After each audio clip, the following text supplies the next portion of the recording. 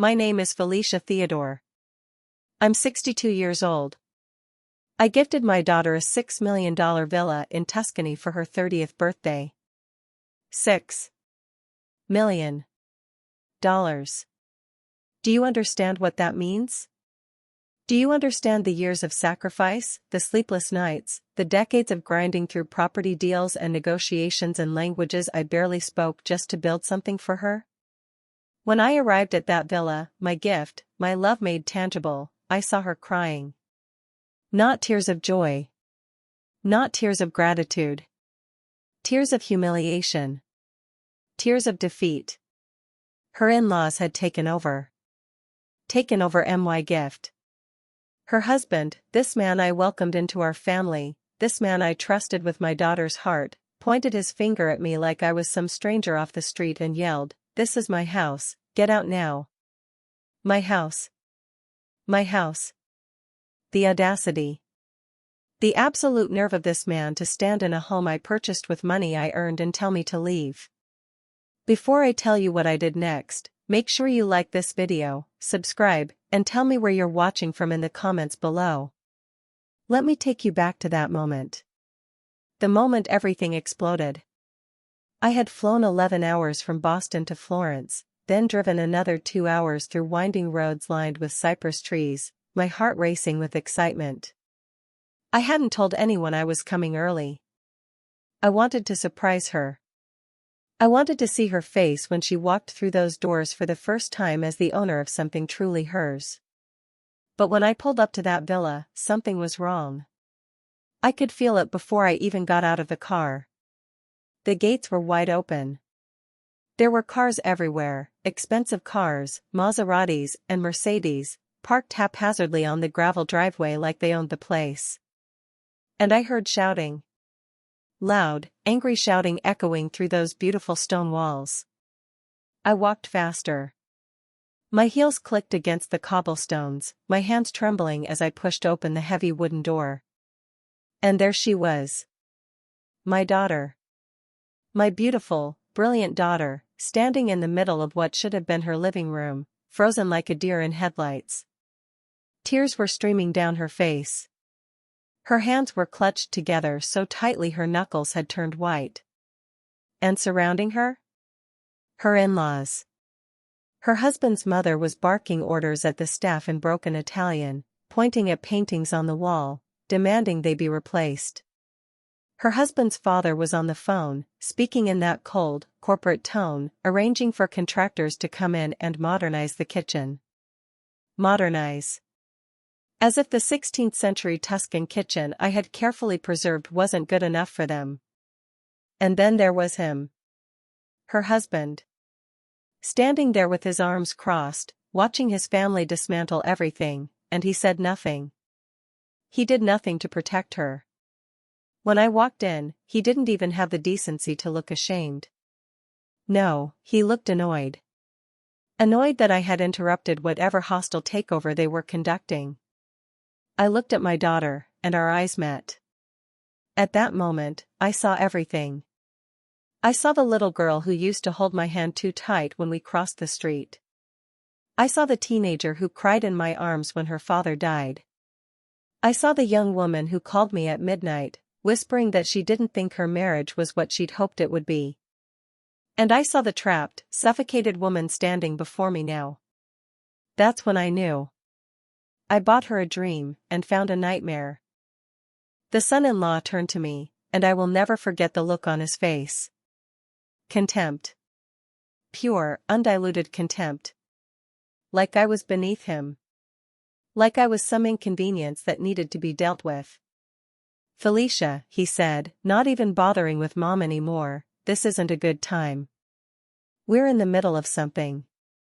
In the middle of something. In the middle of something. I spent $6 million, and he's telling me I'm interrupting. I took a breath. A long, deep breath, because I knew if I spoke too soon, I would say things I couldn't take back. But then his mother chimed in. We're just making some improvements, she said with that fake smile of hers, that smile that never reaches her eyes. The villa is lovely, of course, but it needs a woman's touch. A family's touch. A family's touch. As if my daughter wasn't family. As if my 40 years of building wealth and securing our future meant nothing compared to their old money and their bloodline obsession. I opened my mouth to speak, but before I could, he did it. Her husband pointed at me. Actually raised his hand and pointed his finger directly at my face and yelled, "This is my house, get out now." The room went silent. Even his parents stopped what they were doing.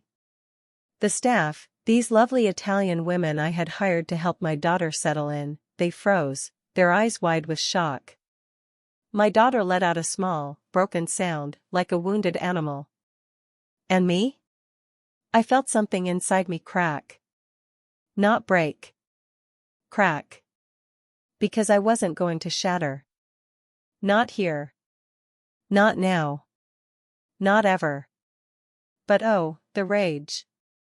The pure, molten rage that flooded through my veins at that moment. This man. This entitled, ungrateful, cruel man had just ordered me out of a home I purchased. A home I put in my daughter's name. His house. His house. I stood there in that silence, feeling every eye on me, and I made a choice. I could scream. I could cry. I could turn around and leave and let them win. Or I could remind them exactly who they were dealing with. So I said nothing. Not yet. I just looked at him. I let the silence stretch until it became uncomfortable, until he started to shift his weight from foot to foot.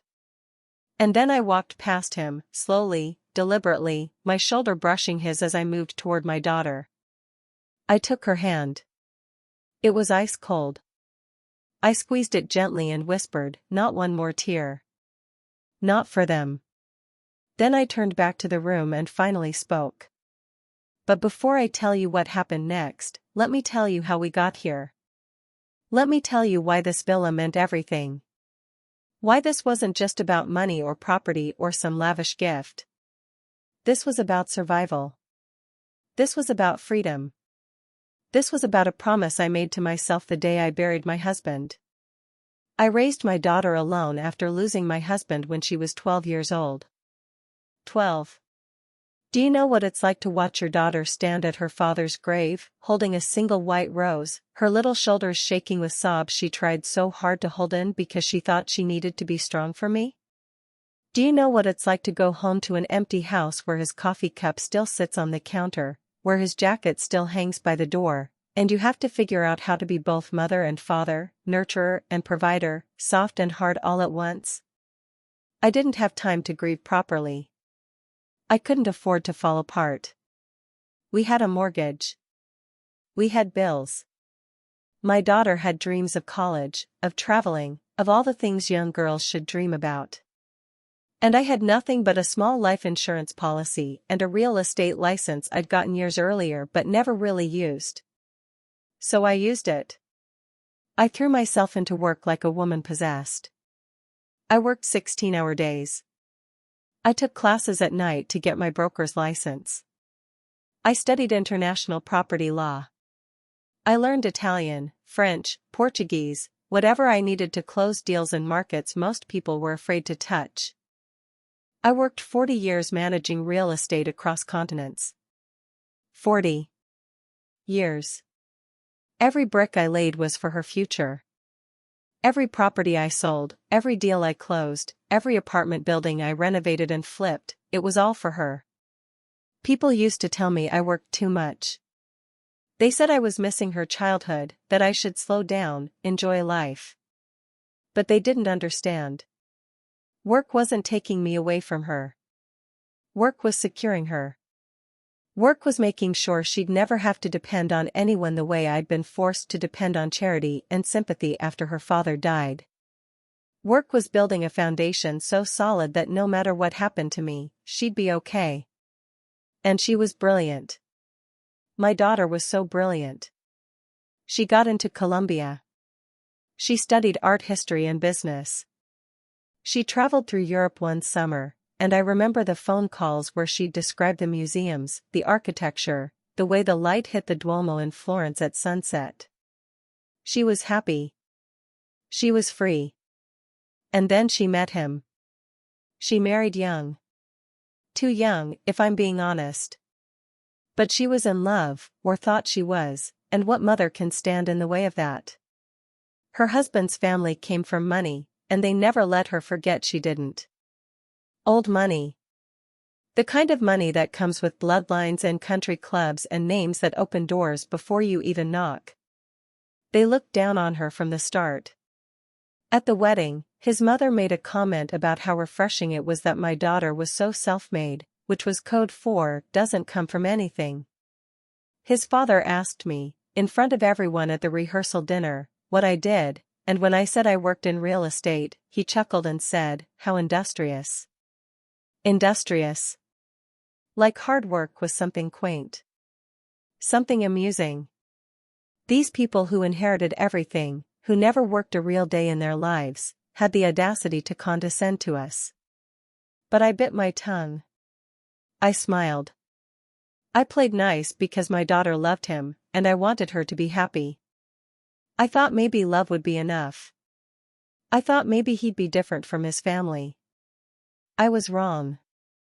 Over the years, I watched them chip away at her. Little comments. Little corrections. The way his mother would suggest what my daughter should wear to family events. The way his father would interrupt her when she spoke at dinner parties. The way her husband stopped defending her, stopped seeing her as an equal, started seeing her as an extension of his family's legacy rather than a person with her own dreams. She called me late one night about 2 years into the marriage. It was 3 a.m. during her time in New York. She was crying so hard I could barely understand her. When she finally calmed down enough to speak, she said, "Mom, I don't know who I am anymore. I look in the mirror and I don't recognize myself." My heart broke. This was my fault, I thought. I'd worked so hard to give her financial security that I'd forgotten to teach her that security doesn't come from money or marriage, it comes from owning yourself. From having something that's truly, undeniably yours. That's when I started planning. That's when I knew what I had to do. This villa was meant to be her independence, her safe place. I spent 2 years looking for the right property. It couldn't be just anywhere. It had to be special. It had to be a place where she could breathe, where she could remember who she was before the weight of other people's expectations crushed her spirit. And then I found it. A 17th-century villa in the hills of Tuscany, surrounded by vineyards and olive groves, with views that stretched for miles. The kind of place that makes you believe in second chances. The kind of place that whispers, "You deserve beauty. You deserve peace." It wasn't just beautiful, it was strategic. Italian inheritance law protects individual property rights in a way American law doesn't. If I put it in her name alone, her husband couldn't touch it. His family couldn't claim it. It would be hers and hers alone. A fortress. A sanctuary. $6 million. It took almost everything I'd saved, but I didn't hesitate. Not for a second. Because what's money compared to your child's freedom? What's a comfortable retirement compared to knowing your daughter has a place in this world where no one can make her feel small? I wanted her to wake up to sunlight, not expectations. I wanted her to walk through rooms filled with art she chose, books she loved, furniture that reflected her taste, not her in-laws' approval. I furnished it myself. I spent weeks in Italy, working with local artisans. Hand-carved wooden tables. Linens made from Italian cotton. Paintings from young artists in Florence. Every single piece was chosen with her in mind. I imagined her having coffee on the terrace, writing in the journal she used to keep as a teenager, maybe even painting again. She'd loved painting before the marriage, before she got too busy being the perfect daughter-in-law. I purchased it under her daughter's name, furnished it with love, and planned a quiet reveal dinner. Just the two of us. I was going to bring her to Italy under the pretense of a mother-daughter trip. We'd drive up to the villa, and I'd hand her the keys and the deed. I'd planned every moment. I even picked out the wine we'd drink on that first evening, a local Chianti from the vineyard next door. I wanted it to be perfect. I didn't tell anyone else, not even her husband. Maybe that was my mistake. Maybe I should have been more transparent. But deep down, I knew. I knew that if his family found out, they'd find a way to ruin it. They'd make it about them. They'd turn my gift into another thing they could control. So I kept it a secret. Just between us. Mother and daughter. The way it used to be. But somehow, they found out. I still don't know how. Maybe she mentioned something in passing. Maybe they went through her emails. Maybe they have people who dig into financial records. Nothing would surprise me with that family. All I know is that by the time I arrived for our surprise trip, they'd already been there for 3 days. 3 days of systematically erasing every trace of my daughter from her own home. When I pulled up and saw those cars, when I heard that shouting, I felt something I hadn't felt in years. Fear. Real, visceral fear. Not for myself, I stopped being afraid for myself a long time ago. But for her. For what they might have already destroyed in her spirit. I walked in and found her standing there, and I could see it. I could see her disappearing right in front of me. Becoming smaller. Quieter. Less. The furniture I'd chosen? Replaced with gaudy, oversized pieces that screamed, "Look how much money we have." The paintings I'd bought from young artists? Taken down, rolled up, stacked in a corner like garbage. The soft, warm color I'd had the walls painted. They'd already had contractors there putting up samples for something more neutral, more refined, as her mother-in-law put it. Neutral. They wanted to neutralize her. They wanted to bleach out every bit of personality, every trace of the woman I'd raised, and replace it with their version of what a proper home should look like. And the staff. These beautiful, kind Italian women I'd hired, locals from the village who needed work, who were grateful for the opportunity, they looked terrified. Because her husband's father had taken them aside and told them they now answered to him. That their jobs depended on following his family's instructions. That my daughter was too young and inexperienced to run a household like this. I saw one of them, Maria, a woman in her 50s who'd shown me around the village when I first came to look at properties, and she had tears in her eyes. She mouthed "I'm sorry" to me from across the room. Sorry. She was apologizing for not being able to protect my daughter from these vultures. The gift I meant to free her became another cage. Do you understand how that feels?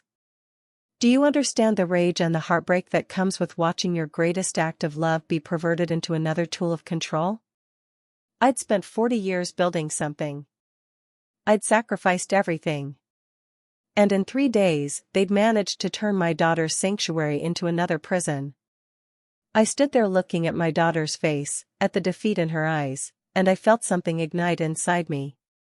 Not just anger. Anger is too small a word. This was fury. This was the accumulated rage of every slight, every condescending comment, every time I'd watched them make her smaller. This was the rage of a mother who'd worked herself to exhaustion to give her child a better life, only to watch that child be devoured by people who'd never worked for anything in their lives. This was 40 years of biting my tongue, playing nice, being diplomatic, all combusting at once. But I didn't explode. Not yet. Because I'd learned something in 40 years of real estate: the person who loses their temper loses the negotiation. The person who stays calm holds the power. So I took a breath. I looked at my daughter. I looked at her husband, standing there with his arms crossed, so sure of himself. I looked at his parents, already redecorating in their minds, planning their summer vacations here, maybe inviting their friends, turning my gift into their social currency. And I smiled. A small, cold smile. Because I knew something they didn't. I'd made sure of it. I calmly pulled out a folder from my bag. A leather folder I'd been carrying with me on the plane. Inside was the deed to the villa. Original, notarized, sealed by Italian authorities. And it was beautiful. It was the most beautiful document I'd ever seen. Because right there, in clear, legal language, it stated that this property belonged to one person and one person only, my daughter. Not her husband. Not his family. Her. Sole ownership. Protected under Italian inheritance law in a way that made it untouchable. I'd worked with lawyers in Florence for months to make sure every clause was ironclad. I held up that folder, and the room went quiet. It's in my daughter's name only, I said, my voice steady, calm, almost pleasant. Protected under Italian inheritance law. I made sure. The color drained from her husband's face. His mother stopped mid-sentence, her mouth hanging open like a fish. His father's eyes narrowed, calculating, already trying to find a loophole. What are you talking about? Her husband said, his voice rising. We discussed this. This villa is a family asset. It belongs to both of us. Did you? I asked, tilting my head. Discuss it? With whom? Because I don't recall anyone discussing my $6 million purchase with me. I don't recall you asking permission to redecorate. I don't recall you checking with my daughter, the actual owner, before you invited your entire family to move in. I pulled out my phone. I called my lawyer in Florence. Put him on speaker. In perfect Italian, he confirmed everything. The deed was legal. The property was protected. Any attempt to claim spousal rights would fail under Italian law because the property was purchased before any joint assets were established, and it was titled as separate property with explicit protections. Then I called the local authorities. The Carabinieri. Because technically, what they were doing was trespassing. They were making alterations to a property they didn't own without the owner's permission. When her husband heard me speaking to the police, he started yelling. You're being ridiculous. This is insane. We're family. Family. He wanted to use that word now. When it suited him. When he needed it as a shield. And that's when he made his final mistake. He stepped toward me, raised his hand, pointed his finger right in my face again, and started to shout. Before he could get a word out, I stepped forward. One step. Just one. But I stepped into his space, looked him dead in the eye, and I spoke in a voice so cold it could have frozen the Tuscan sun. Point at me again, and you'll be pointing from the street. This is not your house, it's my daughter's freedom. And if you ever speak to me like that again, if you ever disrespect my daughter in her own home again, I will make it my life's mission to ensure you understand exactly who you married into. You think your family has power? Your father's connections? Your mother's social standing? I built everything I have from nothing. I have negotiated with billionaires and criminals and everyone in between. I have survived and thrived in rooms where men like you would crumble. So please. Please. Give me a reason. The silence that followed was deafening. His hand dropped. He actually took a step back. His mother clutched her pearls, literally, she was wearing pearls and she grabbed them like they could protect her. His father's face turned red, but he said nothing. Because he knew. They all knew. They'd underestimated me. They thought I was just some working-class woman who'd gotten lucky in real estate. They thought I'd roll over. They thought wrong. The staff, God bless them, they started to move. Maria stepped forward and said, in Italian, Signora Theodore, what would you like us to do? And just like that, the power shifted. The staff sided with Felicia. With me. With my daughter. Because they recognized real authority when they saw it. They recognized who actually owned this place. Who actually deserved to be here. I looked at her husband's parents and said, "You have 1 hour to remove anything you brought here. Anything you've altered will be restored at your expense. And then you will leave. All of you." "You can't," his mother started. "I can," I interrupted. "And I will. The carabinieri are on their way. You can leave with dignity, or you can leave in handcuffs for trespassing and unlawful alteration of private property. Your choice." They left. They actually left. Packed up their ridiculous designer luggage, their fabric samples, their paint swatches, and they left. Her husband tried to talk to my daughter on the way out. Tried to grab her hand, say something about how they'd work this out. She pulled her hand away. Didn't say a word. Just pulled away and stepped closer to me. When the door finally closed behind them, when we heard the last car engine fade down the driveway, my daughter collapsed. Just sank to the floor right there in the entryway and sobbed. Not delicate tears. Deep, body-shaking sobs that sounded like they'd been trapped inside her for years. I got down on the floor with her, my 62-year-old knees protesting, and I held her. I held her the way I used to when she was little and had nightmares. I stroked her hair and let her cry every last tear she'd been holding back. When she finally could speak, she said, "I'm sorry. I'm so sorry, Mom. I should have been stronger. I should have stopped them." And my heart broke all over again. Because she was apologizing. She thought this was her fault. "No," I said firmly. "No. You have nothing to apologize for. Nothing. This is what they do. They make you think you're weak for having boundaries.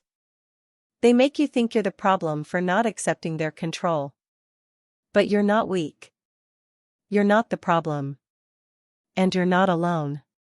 Not anymore." We sat on the floor for a long time. Eventually, Maria brought us tea. Real Italian tea, with honey from local bees. We moved to the terrace, the beautiful stone terrace I'd envisioned my daughter sitting on, drinking coffee, watching the world go by. Felicia and her daughter sat on the terrace, watching the Tuscan sunset. The sky was on fire. Oranges and pinks and purples spread across the hills like paint on canvas. The air smelled like lavender and olive trees. Somewhere in the distance, church bells were ringing. For the first time in years, she looked like the little girl who used to dance barefoot in our kitchen. When she was young, maybe 7 or 8, she used to make up these elaborate dances to whatever music was playing. Didn't matter if it was classical or pop or jazz, she'd twirl around our tiny kitchen, her hair flying, her feet slapping against the linoleum, completely unself-conscious, completely free. I hadn't seen that expression on her face since before her father died. But there it was. That openness. That lightness. That possibility. We spent the next few weeks rebuilding together. And I don't just mean the villa, though we did restore it. We brought back the furniture I'd chosen, rehung the paintings, and repainted the walls. Maria and the other staff helped with joy, glad to be part of something good instead of something toxic. But more importantly, we rebuilt her. We rebuilt boundaries. I helped her understand that it's okay to say no. That she didn't owe anyone access to her space, her time, her peace. That love doesn't mean surrender. That marriage is supposed to be a partnership, not erasure. We talked about her father. About how he'd always told her she was capable of anything. How he'd taught her to be kind but not to be a doormat. Somewhere along the way, she'd confused the two. She thought being a good wife meant disappearing into her husband's family. She thought love meant making herself smaller so others could be bigger. I told her about all the times I'd wanted to speak up over the years. All the times I'd bitten my tongue at family dinners while they made their little comments. I apologized for not stepping in sooner. For thinking she needed to figure it out on her own. For prioritizing her marriage over her happiness. She forgave me. More than that, she thanked me. For the villa. For showing up. For fighting when she couldn't. For reminding her that she came from a woman who built empires out of nothing, and that same strength was in her blood. We made plans.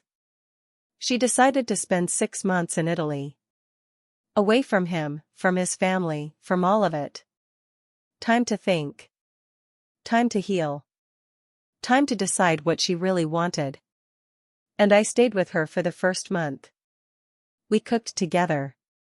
We explored villages. We sat on that terrace every evening and watched the sun set over the Tuscan hills, and slowly, I watched my daughter come back to herself. Before I left to go back to Boston, we had dinner on the terrace. Maria had helped us prepare a feast: homemade pasta, local wine, vegetables from the garden, olive oil pressed from our own trees. Yes, our trees. This was her land now. Her roots. As we ate, my daughter said something I'll never forget. She said, "Mom, you didn't just give me a house. You gave me myself back." And that's when I understood the real lesson here. Love isn't giving until you disappear. That's what I'd watched my daughter do in her marriage. Give and give and give until there was nothing left of her. Until she was just a reflection of what other people wanted her to be. Real love, strong love, isn't about martyring yourself. It's about building something solid. Something that can't be taken away or diminished by other people's greed or insecurity or need for control. Love is giving and then protecting what you gave. I gave her the villa.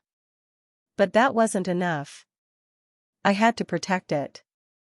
I had to put legal safeguards in place. I had to show up when it was threatened. I had to be willing to stand between her and people who would exploit her kindness. Because a gift without protection is just a vulnerability. It's just another way for the wrong people to get their hooks in. This villa wasn't just about having a beautiful place to visit. It was about having something that was undeniably, legally, irrevocably hers. Something that couldn't be negotiated away or claimed by marriage or absorbed into someone else's family legacy. A gift isn't complete until it's guarded from those who would turn it into power. That's what her husband's family was trying to do. They weren't appreciating the villa. They weren't grateful that my daughter had been blessed with such a place. No, they saw an asset to control. They saw a property they could claim, renovate to their taste, use for their social climbing, and parade their friends through while taking all the credit. They wanted to turn my daughter's freedom into their power. And I wouldn't, let that happen. This is what I've learned in 62 years on this earth, 40 of them spent fighting in business. There are 2 types of people in the world. There are builders and there are takers. Builders create, nurture, and protect. Builders give with open hands but firm boundaries. Takers, on the other hand, they wait. They watch. They find the generous, the kind, the gentle-hearted, and they take. They take credit. They take resources. They take up space. They take and take until there's nothing left, and then they move on to their next target. My daughter married into a family of takers. And I've spent my life being a builder. Every property I renovated, I made it better. Every deal I closed, I made sure everyone walked away with something. Every employee I hired, I trained and promoted. I built things that lasted. I built relationships based on mutual respect. I built a life for my daughter where she'd never have to compromise her dignity for security. So when I saw takers trying to dismantle what I'd built, there was no universe in which I was going to stand by and let it happen. A house can hold memories, but boundaries hold peace. The villa itself is beautiful, yes. It's filled with memories now, memories of laughter on the terrace, of wine-soaked dinners, of sunrise coffees and sunset reflections. But those memories only exist because we established boundaries. Because we said no. Because we drew a line and defended it. Without boundaries, that villa would have just been another stage for my daughters-in-laws to perform their dominance. Another place where she felt like a guest in her own life. Peace doesn't come from having beautiful things. Peace comes from having control over those things. Peace comes from knowing that when you close your door, it stays closed until you choose to open it. And sometimes, peace is the loudest gift you can give. People think peace is quiet, gentle, passive. But real peace, lasting peace, is often born from loud, uncomfortable moments. From standing up and saying no more. From confronting the people who've been taking advantage. From risking relationships and comfort and social harmony because you value your dignity more. The peace my daughter has now in that villa? It came from me walking into that house and loudly, forcefully, undeniably declaring that the exploitation ended that day. Peace isn't always quiet. Sometimes it's a mother standing in the ruins of her daughter's dreams and roaring. My daughter is still in Tuscany. It's been 8 months now. She's decided to file for divorce. Not because I pushed her to, I didn't. I told her I'd support whatever decision she made. But because she finally had the space and clarity to ask herself what she actually wanted. Away from his family's pressure, away from the social expectations, away from the fear of being alone, she asked herself, am I happy? Do I want to spend the next 30 years like this? The answer was no. So she hired lawyers. Good ones. Italian and American. Because her husband's family is fighting, of course. They're trying to claim the villa is marital property. They're failing, but they're trying. Let them try. Let them waste their money on lawyers who'll tell them what I already told them, the villa is hers. Protected. Untouchable. She started painting again. Did I mention that? She set up a studio in one of the villa's spare rooms. Big windows overlooking the vineyards. Northern light, perfect for painting. She sends me photos of her work. Abstracts, mostly. Lots of color. Lots of movement. Nothing like the careful, neutral, appropriate aesthetic his family preferred. These paintings are wild. Free. They're her. She's even talking about having a show in Florence next year. A local gallery owner saw her work and wanted to represent her. I visit when I can. Usually once a month. I stay in the guest house on the property. Yes, there's a guest house. I didn't mention that before, but it's there, a small stone cottage with its own garden. I stay there because the main villa is hers. Her space. Her sanctuary. I'm a guest in my daughter's home, the way it should be. We have dinner together, we talk, we laugh. Sometimes we don't talk at all, just sit on the terrace with wine and watch the world. It's the relationship I always wanted us to have. Mutual. Respectful. Loving but boundaried. Mother and daughter, but also two women who respect each other as individuals.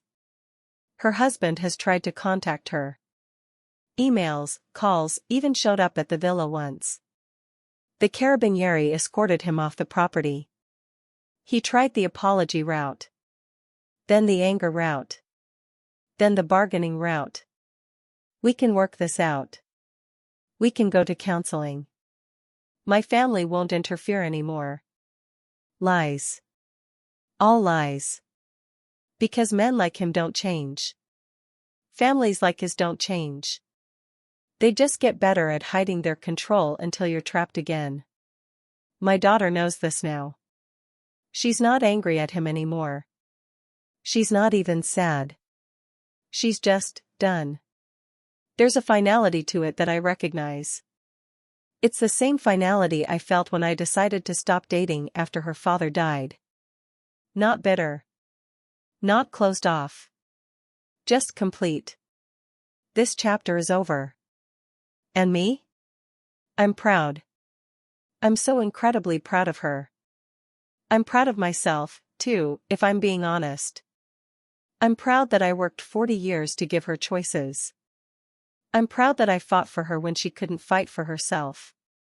I'm proud that I didn't stay silent, didn't play nice, didn't let those people steamroll over us. But I'm also tired. 62 years of fighting takes its toll. My knees hurt more than they used to. I don't sleep well. I look at my retirement accounts, depleted by that $6 million villa, and I know I'll be working longer than I planned. But you know what? I don't regret it. Not for 1 second.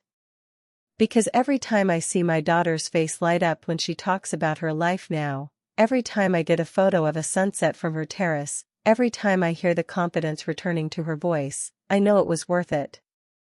This is my message to anyone listening: if you love someone, give them roots, not chains. Give them foundations, not cages. My daughter's husband thought love meant possession. His family thought love meant control. But real love is building something strong enough to stand on its own and then stepping back to let it stand. Real love is saying, here, this is yours, no strings attached, no conditions, no fine print where I get to take it back if you don't perform the way I want. Real love is protection without possession. And for my fellow mothers out there, especially those of you who've sacrificed, who've worked yourselves ragged, who've put your children's futures ahead of your own comfort, I see you. I know you. You're doing the right thing. But please, please, remember this: giving your children opportunities is beautiful. But you also have to teach them to defend those opportunities. You have to teach them that they deserve good things. That they don't have to earn love through submission. That being kind doesn't mean being weak. That having boundaries doesn't make them difficult or ungrateful or cold. Teach them young.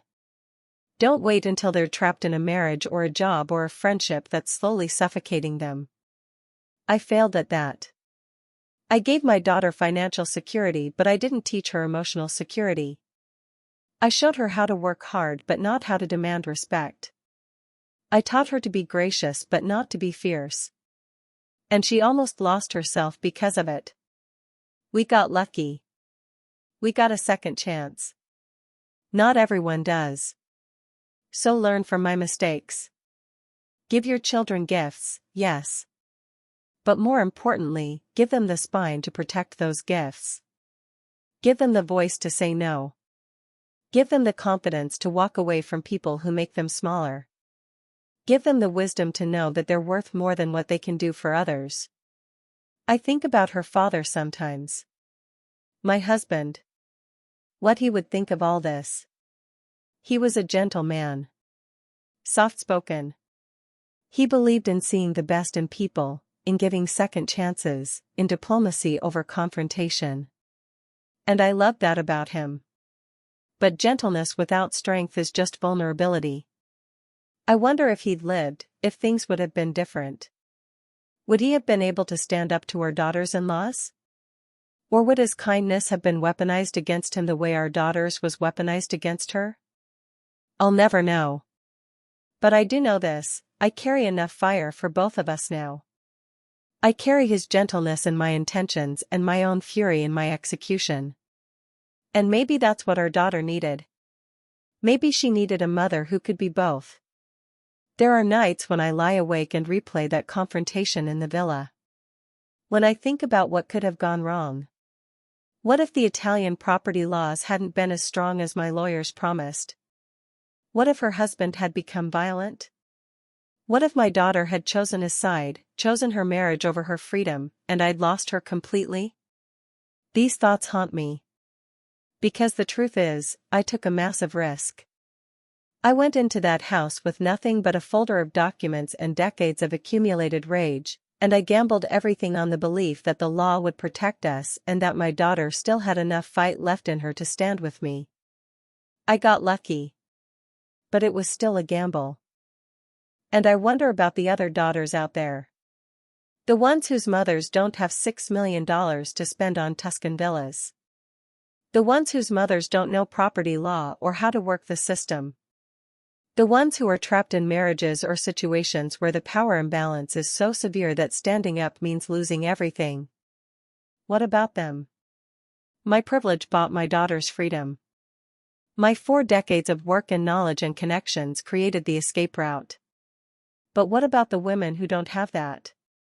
What about the daughters who call their mothers crying at 3 in the morning and the mothers can't afford to fly across the world, can't afford lawyers, can't afford to confront the powerful families their daughters married into?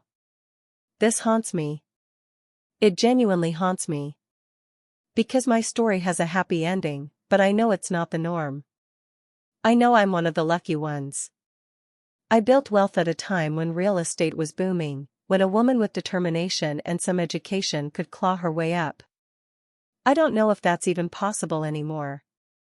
The world has changed. Housing markets are different. The barriers are higher. And I look at young women today and I worry. I worry they're being told they can have it all, the career, the marriage, the perfect life, but nobody's telling them what to do when having it all means you're being torn in 8 different directions until there's nothing left of you. My daughter had every advantage. Education. Family support. Financial resources. And she still almost lost herself. So what chance do women without those advantages have? I don't have an answer. I wish I did. All I can do is tell this story and hope it plants seeds. I hope it makes mothers think about what they're teaching their daughters. I hope it makes daughters think about what they're accepting in their relationships. I hope it makes someone, somewhere, realize that they deserve better before they're in so deep they can't see the way out. You know what the worst part is? Her husband still doesn't think he did anything wrong. I know this because my daughter told me about their last conversation before she blocked his number. He said, and I quote, "You're throwing away our marriage over a house." Over a house. That's how he saw it. Not "you're leaving me because I let my family disrespect you." Not "you're leaving because I chose them over you."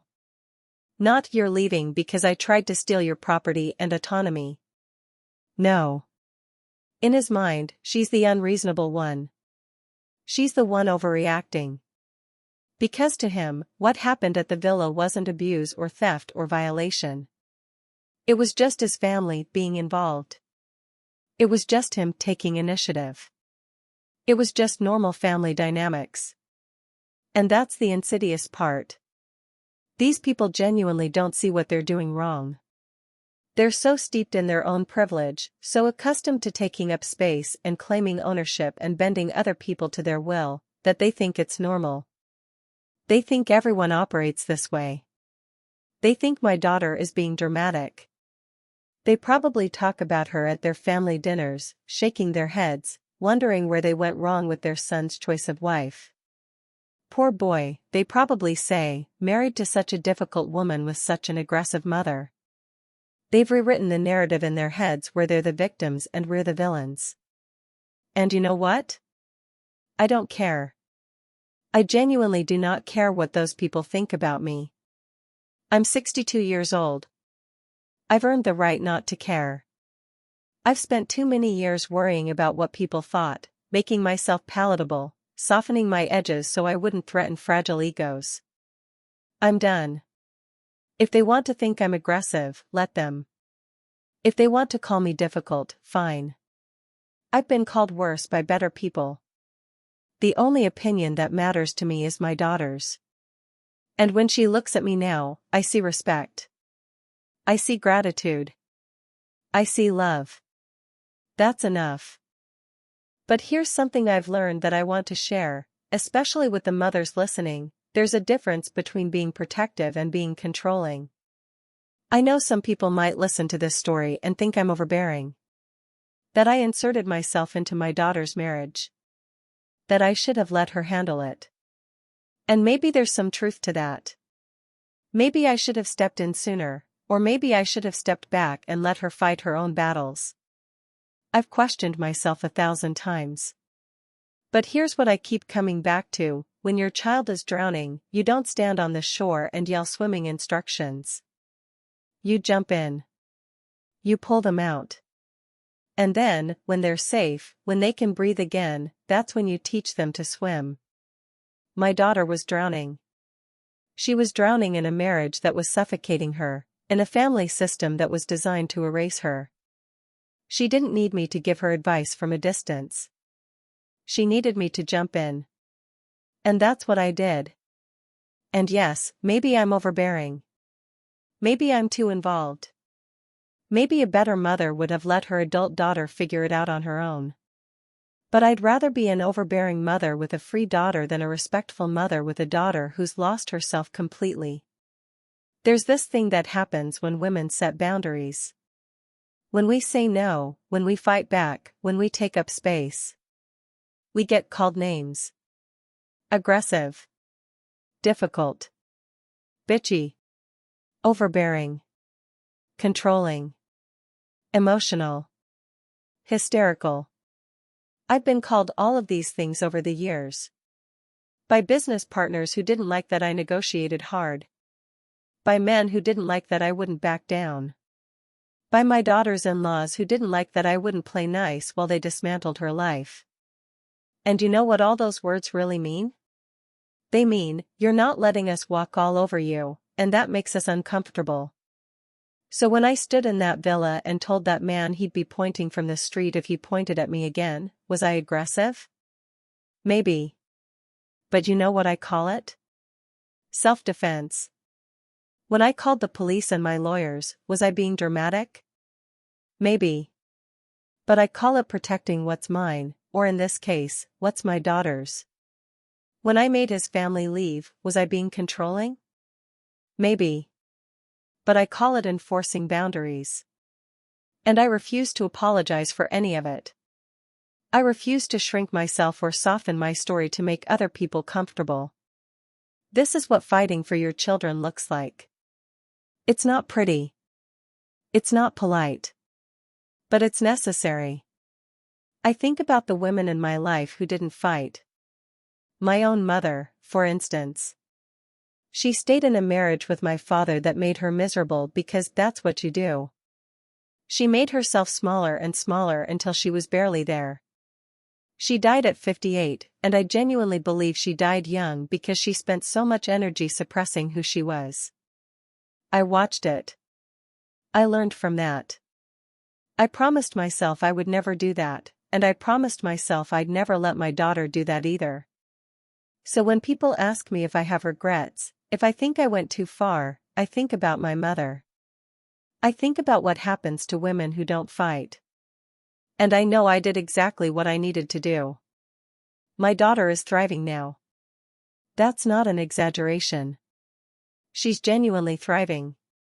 She's lost weight, not in an unhealthy way, but in the way that happens when you're not carrying stress in every cell of your body anymore.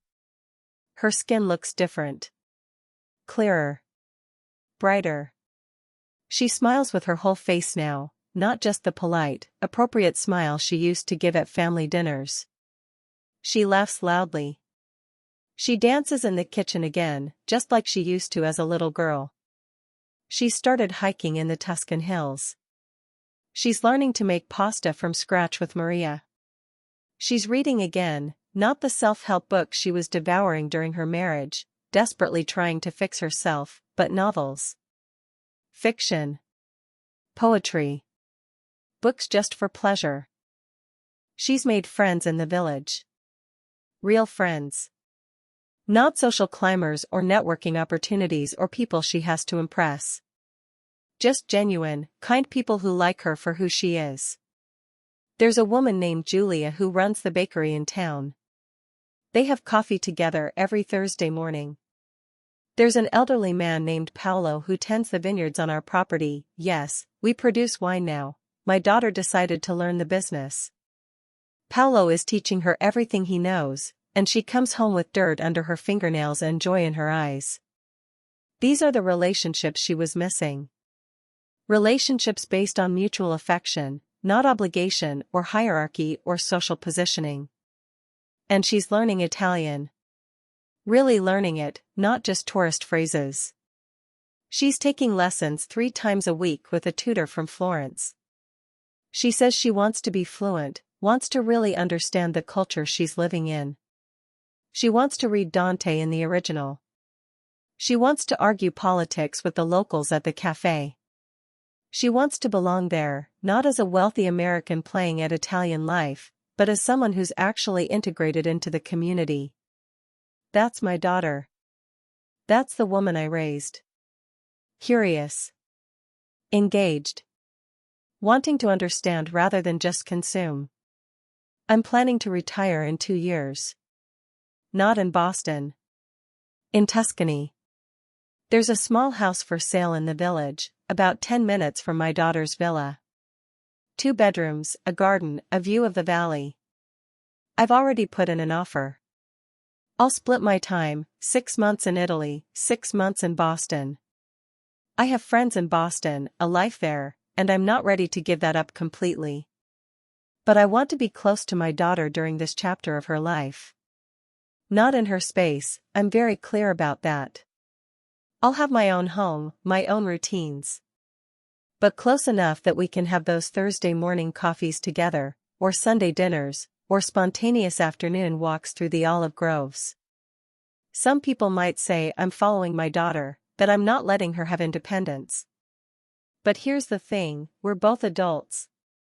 We're both choosing this. She wants me there. She's asked me multiple times to consider moving closer. And I want to be there. Not because I need to control her or protect her or manage her life. But because I like her. I genuinely like who she is. I like spending time with her. She's funny and smart and interesting, and after 40 years of primarily relating to her as my child, my responsibility, my project, I'm discovering that I also just really enjoy her company as a person. Isn't that what we're supposed to be working toward as parents? Not creating permanent dependents who need us forever, but raising people we'd want to be friends with even if we weren't related. People who are independent and capable and interesting? That's what I have now. And if we choose to live near each other, if we choose to be part of each other's daily lives, that's not failure. That's success. That's the relationship working so well that we actively choose it, not because we have to, but because we want to.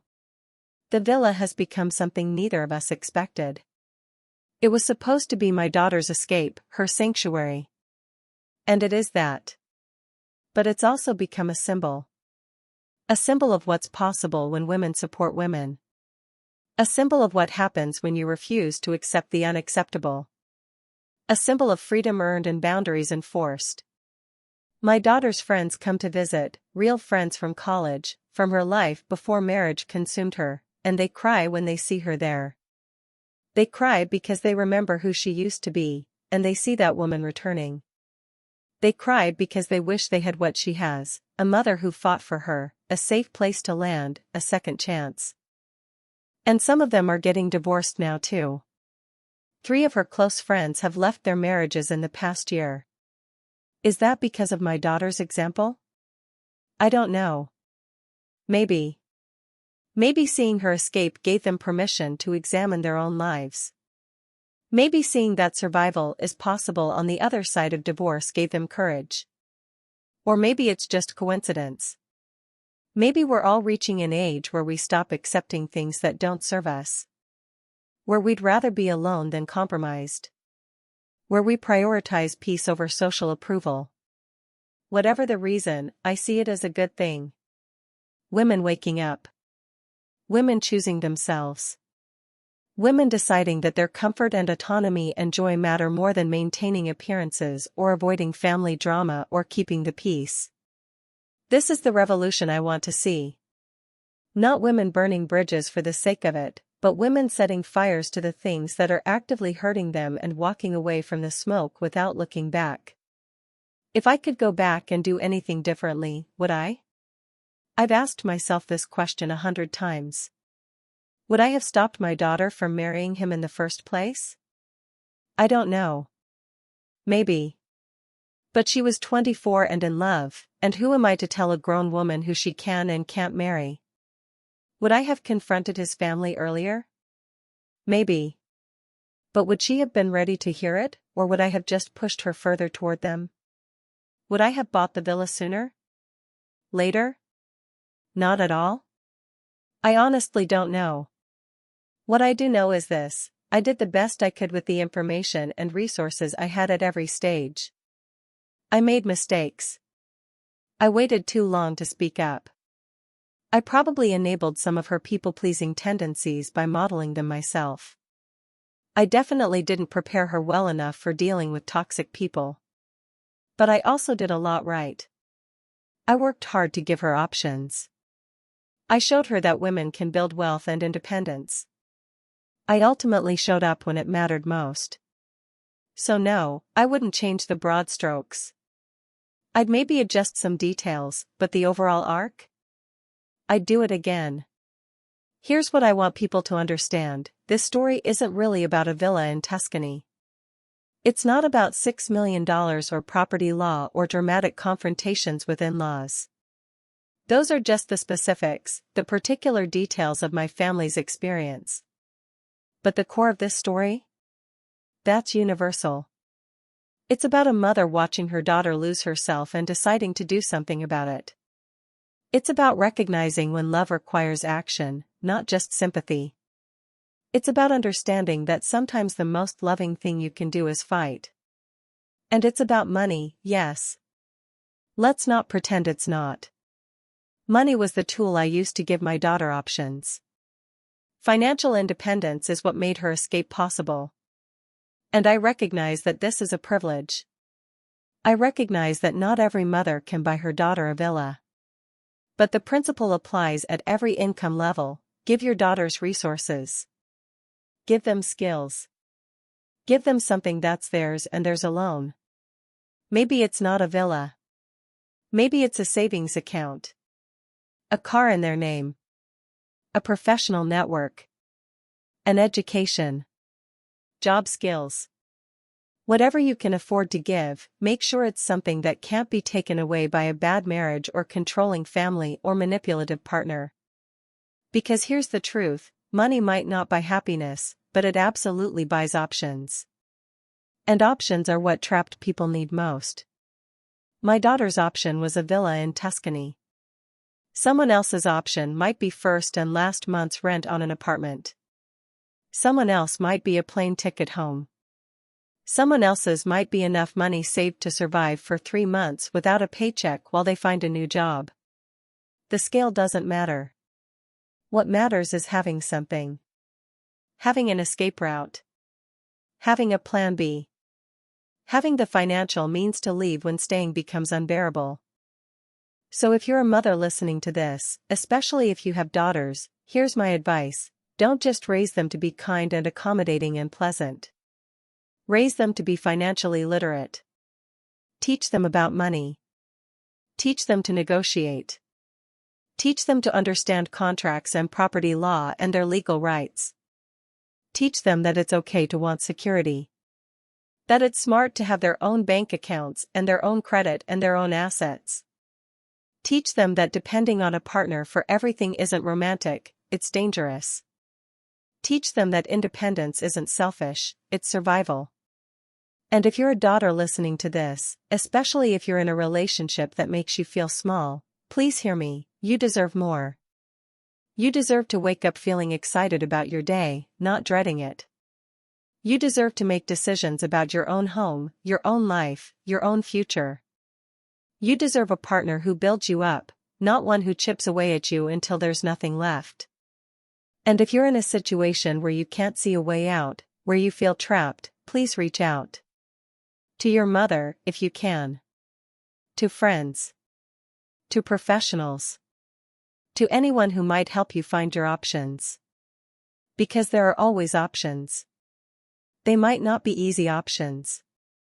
They might not be perfect options. But they exist.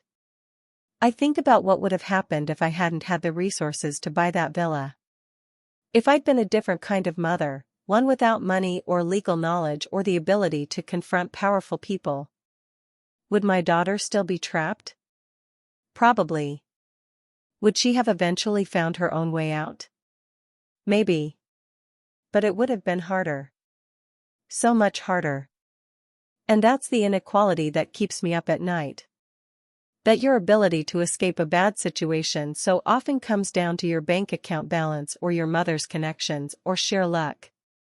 We should have better systems. Better protections. Better resources for people who need to leave dangerous or destructive relationships. But we don't. So in the absence of systems, we need people. We need mothers and friends and communities who show up and fight. You know what my daughter said to me last week? We were sitting on that terrace. We're always on that terrace during golden hour because the light is just magic, and she was telling me about her day, about the painting she's working on, about Paolo teaching her to prune the grapevines. And then she got quiet, and she looked at me, and she said, "Mom, I'm happy. I'm actually genuinely happy." I'd forgotten what this felt like. And I started crying. Right there on the terrace, tears running down my face, and I didn't even care. Because that's all I've ever wanted. That's all any mother wants. For their child to be happy. Not performing happiness. Not faking it for social media or family dinners. But actually, bone deep, cellular level happy. She's happy. The villa did what I hoped it would do. It gave her space to breathe. To remember who she is. To rebuild herself without the constant pressure of other people's expectations. She's dating again, actually. Nothing serious. A chef from Florence. An artist from Rome. A writer from the village. She's rediscovering what she likes, what she's attracted to, what she wants from a partner. And she's doing it with clear eyes and strong boundaries. She told me she went on a date last month with a man who spoke dismissively to the waiter. One date. That's all it took. She ended things immediately. The old version of my daughter would have made excuses for him, given him another chance, convinced herself it wasn't that bad. The new version? She knows what she deserves now. She won't settle. This is what recovery looks like. This is what healing looks like. Not a straight line. Not perfect.